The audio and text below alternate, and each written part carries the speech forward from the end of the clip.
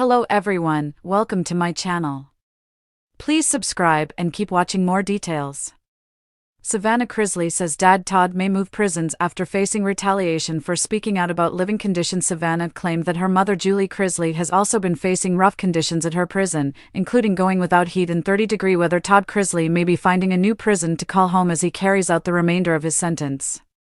In an interview on Chris Cuomo's News Nation show Cuomo, Lindsie Chrisley alleged that her father has been facing retaliation for speaking out about the terrible living conditions he and his fellow prisoners have faced in their time at the Pensacola federal prison camp. "The retaliation is real," she told the outlet. "It is heartbreaking for me to watch as his daughter, but they have even gone to the extent of stating that they will try to ship him to a state facility because our federal institutions cannot guarantee his safety."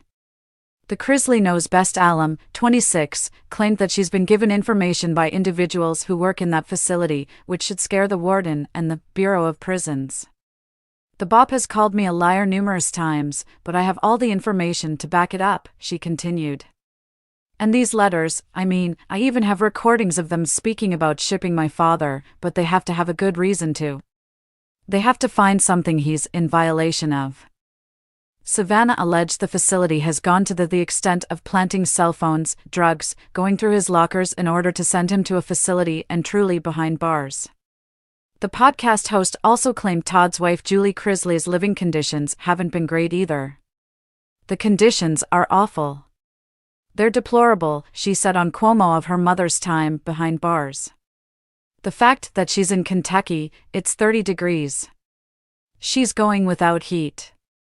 They will do a temporary fix and then they'll be without it again. There was also a dead bird in the water where their water comes from. So, it's tough."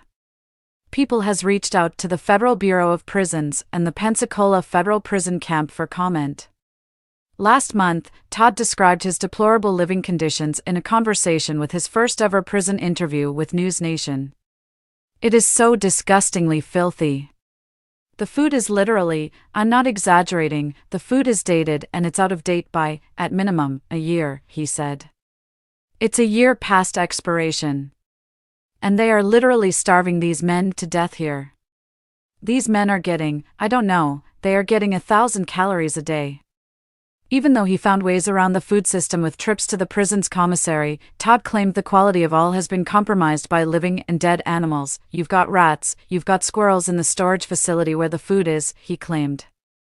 "They just covered it up with plastic and then tore the ceiling out because of all the black mold and found a dead cat in the ceiling, and it dropped down on the top of the food." People reached out to the Pensacola Federal Prison Camp for comment at the time but never received a response.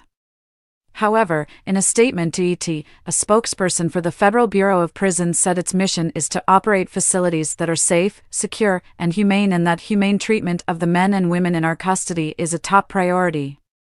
Todd is serving a reduced sentence of 10 years at the federal prison after a jury convicted him and Lindsie of a multi-million-dollar bank fraud and tax evasion scheme. Lindsie is also serving a reduced sentence of 6 years in a Kentucky federal prison. Both will continue to serve 16 months of probation following their sentences.